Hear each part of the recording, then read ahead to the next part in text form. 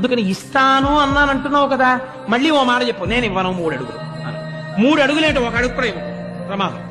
నేను ఇవ్వను అని చెప్పి లేచి లోపలికి వెళ్ళిపో, నేను చెప్తున్నాను. లేదా దరిద్రుడు అయిపోతావు.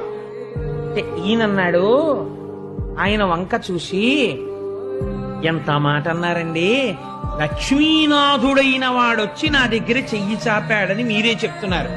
దేవదానవుల్ని శిక్షించిన చెయ్యి, భక్తుల కోర్కెలు తీర్చిన చెయ్యి, ఎందరో దానవులను సంహరించిన చేయి, సుదర్శన చక్రమునకు అలవాలమైన చేయి, పాంచజన్యమును పట్టుకునే చేయి, ఏ చేయి ఇలా వరదముద్ర చూపిస్తే భక్తులకి ధైర్యం కలుగుతుందో అటువంటి చేయి భిక్ష కోసమని కింద నిలబడుతోంది.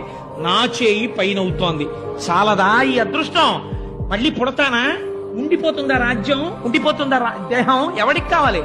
పోతే పోని. ఈ రాజ్యము కాదు, నేను కాదు, శరీరం కాదు, ఏది పోయినా పర్వాలేదు.